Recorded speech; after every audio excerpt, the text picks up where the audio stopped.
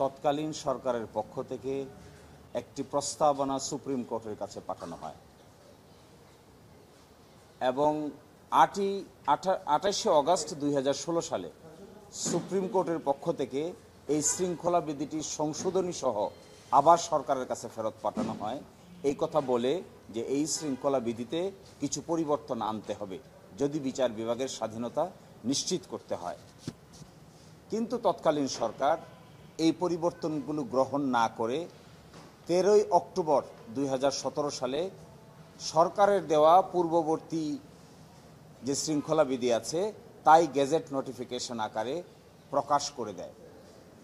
এটি আমাদের supreme court 3রা জানুয়ারি 2018 সালে একটি আদেশের মাধ্যমে এই শৃঙ্খলা বিধিটি গ্রহণ করে নেয়। এরই মাঝে অনেক দুর্ঘটনা ঘটে। আমাদের তৎকালীন যে প্রধান বিচারপতি ছিলেন, তৎকালীন বিচারপতি দেশের বাইরে যেতে বাধ্য হন। তিনি দেশের বাইরে থেকে পদত্যাগপত্র পাঠান, নতুন করে ভারপ্রাপ্ত বিচারপতি হন। নতুন করে ভারপ্রাপ্ত যে বিচারপতি হন তার নেতৃত্বে 5 সদস্য বিশিষ্ট আপিল বিভাগের একটি বেঞ্চ এই শৃঙ্খলা বিধিটিকে গ্রহণ করে নেয় এবং সেই তারিখ ছিল 3রা জানুয়ারি 2018। এই অর্ডারটিকে চ্যালেঞ্জ করে আমরা রিভিউ আবেদন দায়ের করেছিলাম যে সুপ্রিম কোর্টে অতীতের যে অর্ডার ছিল 9 জাজের সমন্বয়ে সেই রায় রিভিউ না করে শুধুমাত্র 5 জজের সমন্বয়ে পরবর্তীতে অ্যাক্টিং প্রধান বিচারপতি এই ধরনের আদেশ দিতে পারেন না। এটি সুপ্রিম কোর্টের অতীত আদেশের প্রতি অবমাননা প্রদর্শনের শামিল। এইটি শুনানি হয়েছিল, উভয় পক্ষকে শুনানি শেষে আজকে আদেশ হয়েছে। আদেশে এখনকার মাননীয় আপিল বিভাগ প্রধান বিচারপতির নেতৃত্বে 3রা জানুয়ারি 2018 তারিখে যে আদেশটি গ্রহণ করেছিলেন জনাব বিচারপতি ওয়াহাব মিয়ার নেতৃত্বে সেই আদেশটিকে স্থগিত করে দিয়েছেন। একই সাথে নিম্ন আদালতের যে শৃঙ্খলা বিধি আছে তা এই ইন দ্য মিন টাইম যে সময় আছে সেটি কার্যকর থাকবে এবং একইভাবে আমাদের হাইকোর্ট বিভাগে যে রিট পিটিশনটি শুনানি হচ্ছে সংবিধানের 116 অনুচ্ছেদ নিয়ে, এই শুনানি যথাযথভাবে চলবে। এই 3টি আদেশের মাধ্যমে আজকের এই রিভিউ পিটিশনটি নিষ্পত্তি করা হয়েছে এবং লিভ গ্রান্ট করা হয়েছে। এই আদেশের ফলে প্রথম যেটি হলো, জনাব বিচারপতি ওয়াহাব মিয়ার নেতৃত্বে যে আদেশটি দিয়েছিলেন শৃঙ্খলা বিধিকে গ্রহণ করে, এই আদেশটি স্থগিত হয়ে গেল, ওই আদেশের আর কোনো কার্যকারিতা থাকলো না। দ্বিতীয়ত হলো শৃঙ্খলা বিধি বর্তমানে যা আছে তা অন্তর্বর্তীকালীন সময়ের জন্য কার্যকর থাকবে। আর তৃতীয়ত হলো হাইকোর্ট বিভাগকে নির্দেশনা দিলেন 116 অনুচ্ছেদকে নিয়ে যে রিট পিটিশনটি শুনানি হচ্ছে এই রিট পিটিশনটি শুনানি করতে আর কোনো বাধা থাকলো না। অতীতে যেহেতু সুপ্রিম কোর্টের একটি আদেশ ছিল সেই জন্য শৃঙ্খলা বিধি আমরা চ্যালেঞ্জ করা সত্ত্বেও হাইকোর্টের সামনে একটা প্রশ্ন ছিল যে সুপ্রিম কোর্টের এই রায় আদেশকে রেখে হাইকোর্ট এই মামলা শুনানি করতে পারবে কি না। ফলে আজকের এই আদেশের মাধ্যমে ওই বাধাটাও দূরীভূত হলো। আমি মনে করি এই 3 জানুয়ারি 2018 তারিখে যে আদেশটি দেওয়া হয়েছিল এই আদেশটি আমাদের বিচার বিভাগের প্রতি ছিল একটা attack on the judiciary by the executive. বাধ্য করে এই আদেশ নেওয়া হয়েছিল বলে সকলের কাছেই এটি গৃহীত একটি সত্য। যে পরিস্থিতিতে আদেশ দিয়েছিলেন আমাদের সুপ্রিম কোর্ট, এই পরিস্থিতি সকলের কাছেই স্পষ্ট।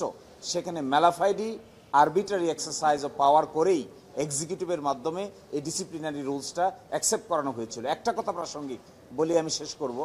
এই প্রাসঙ্গিক হলো কেন এই ডিসিপ্লিনারি রুলস সরকার রাখতে চেয়েছিল। কারণ আমাদের নিম্ন আদালতের বিচারকদের বদলি, পদোন্নতি এবং তাদের শৃঙ্খলা সব কিছুই আইন মন্ত্রণালয়ের হাতে। এই ডিসিপ্লিনারি রুলসে বলা আছে উপযুক্ত কর্তৃপক্ষ হবে আইন মন্ত্রণালয়। আইন মন্ত্রণালয়ের সিদ্ধান্তের বাইরে ছুটিও হবে না, পদোন্নতিও হবে না, বদলিও হবে না, শৃঙ্খলা বিধিরও প্রযোজ্য হবে না। এই জন্যই তৎকালীন সরকার আইন মন্ত্রণালয়ের উপর খবরদারি দেওয়ার জন্যই এই শৃঙ্খলা বিধি রাখতে চেয়েছিল। কিন্তু আমাদের সুপ্রিম কোর্টের যদি স্বাধীনতা নিশ্চিত করতে হয় তাহলে এই ধরনের শৃঙ্খলা বিধি কার্যকর রেখে কোনোভাবেই স্বাধীনতা নিশ্চিত করা সম্ভব নয়। এই জন্যই আমরা এই অর্ডারকে রিভিউ চেয়েছিলাম, এই জন্য স্থগিত হয়েছে। আশা করি পরবর্তী পদক্ষেপ সাংবিধানিকভাবে আমরা গ্রহণ করব। বলছেন সুপ্রিম হাইকোর্টে স্পেশাল বেঞ্চে যে মামলাটি শুনানি হচ্ছে এই শুনানি হওয়ার ক্ষেত্রে আর কোনো বাধা থাকবে না। এটি শুনানি করতে স্পেশাল বেঞ্চের সামনে আর কোনো নির্ধারিত বাধা এই কথা বলা যাবে না যে সুপ্রিম কোর্টের অ্যাকসেপ্টেন্স আদেশ আছে সেই জন্য আপনি এটা ওপেন করা ঠিক হবে না, এরকম কোনো বাধা আর কার্যকর থাকলো না। শৃঙ্খলা বিধিকে স্থগিত করা হয়নি, করা হয়েছে শৃঙ্খলা বিধিকে গ্রহণ করে আপিল বিভাগের আদেশটাকে স্থগিত করা হয়েছে।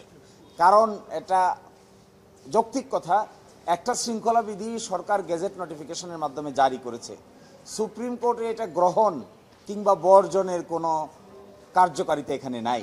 এটি হাইকোর্ট ডিভিশন যা নাকি রিট পিটিশন করার পরে এটি শুনানি করে ঠিক করবে এটি ঠিক হলো না বেঠিক হলো। কিন্তু সুপ্রিম কোর্টের মাধ্যমে এই যে গ্রহণ করিয়ে নেওয়া, একটা শৃঙ্খলা বিধিকে গ্রহণ করিয়ে নেওয়া, নিয়ে একটা সিল দেওয়া, আমরা বলেছি এইটাই বিচার বিভাগের উপর অ্যাসল্ট করা হয়েছিল তখন। এই অ্যাসল্ট থেকে বিচার বিভাগ আপাতত মুক্তি পেল। বর্তমানে নিয়োগ বদলি পলায়নের ক্ষেত্রে যতদিন পর্যন্ত নতুন কোনো সিদ্ধান্ত হাইকোর্ট বিভাগ না নিয়েছেন ততক্ষণ পর্যন্ত বর্তমান শৃঙ্খলা বিধি প্রযোজ্য থাকবে। তার আগ পর্যন্ত এই প্রযোজ্যতা সাপেক্ষে হাইকোর্ট বিভাগ শৃঙ্খলা বিধি সাংবিধানিক নাকি অসাংবিধানিক তা বিচার করবে। আমি বলতে চেয়েছি, সুরেন্দ্র কুমার সিনহা দি দেন চিফ জাস্টিস, তিনি 116 অনুচ্ছেদকে ফলো করে যে শৃঙ্খলা বিধি তৈরি করা হয়েছিল সেই জন্য 9 সদস্য বিশিষ্ট সুপ্রিম কোর্টের একটি আপিল বিভাগের একটি বেঞ্চ ছিল, কিন্তু সেই বেঞ্চে এই শৃঙ্খলা বিধিটি তারা অ্যাকসেপ্ট করেন নাই। এই কথা বলে যে এই শৃঙ্খলা বিধি যদি থাকে তাহলে অধস্তন বিচার বিভাগের স্বাধীনতা বলতে আর কিছু থাকবে না। কিন্তু এরপরে তাকে দেশ থেকে বাধ্য করা হয়েছে, তিনি বিদেশ থেকে বসে রেজিগনেশন দিয়েছেন, আজ পর্যন্ত তিনি আর দেশে আসতে পারেননি। ইন দ্য মিন টাইম যাকে অ্যাক্টিং বিচারপতি করা হলো প্রধান বিচারপতি, তার নেতৃত্বে অতীতের এই বিচারকদের 9 জনের 5 জন মিলে আবার সেই শৃঙ্খলা বিধিকে অ্যাকসেপ্ট করে নিয়েছেন। এটিই হলো বাংলাদেশের বিচারের প্রতি সবচাইতে বড় ট্র্যাভেস্টি অফ জাস্টিস হয়েছে এবং এটি আজকে দূর হলো, স্টে হলো। এখন হাইকোর্টের সামনে আগামী বুধবার এবং বৃহস্পতিবার এই মামলা শুনানির জন্য পরবর্তী দিন নির্ধারণ করা আছে। কারণ এই শৃঙ্খলা বিধিটিও সাংবিধানিক কি না এই মনে হাইকোর্টের ডিভিশনে আলোচনা হচ্ছে। সুতরাং এখন হাইকোর্ট ডিভিশনের সামনে এটা ওপেন টু ডিসাইড এই শৃঙ্খলা বিধি তারা রাখবেন কি রাখবেন না, হাইকোর্ট সেটার সিদ্ধান্ত নেবেন। বিচারপতি বলেছেন এটা সুপারভেনিং সার্কামস্ট্যান্সেস, অর্থাৎ প্রথম আদেশটা দেওয়ার পরে দ্বিতীয় আদেশের মাঝখানে এমন কিছু ঘটেছে যে ঘটনা কারোই নিয়ন্ত্রণের মধ্যে ছিল না। এর ফলশ্রুতিতে 5 সদস্য বিশিষ্ট বিচারকদের যে বেঞ্চ ছিল তা এই বিচারকদের শৃঙ্খলা বিধি গ্রহণ করে নিয়েছেন। এই সময়টা ছিল সুপারভেনিং সার্কামস্ট্যান্সেস, কন্ট্রোলের বাইরে, সীমানার বাইরে। এটার কনসিকোয়েন্স বলেছি আমি, এটার ফার্স্ট কনসিকোয়েন্স হলো সেই আদেশ স্থগিত হয়ে গেল, ফলে হাইকোর্ট ডিভিশনের সামনে রিট পিটিশন শুনানি করে সিদ্ধান্ত নিতে আর কোনো বাধা থাকলো না। দ্বিতীয়ত হলো শৃঙ্খলা বিধি যেটা আছে, যতদিন পর্যন্ত এই শৃঙ্খলা বিধির উপর পরবর্তী সিদ্ধান্ত না হয়েছে ততদিন পর্যন্ত এই শৃঙ্খলা বিধি কার্যকর থাকে।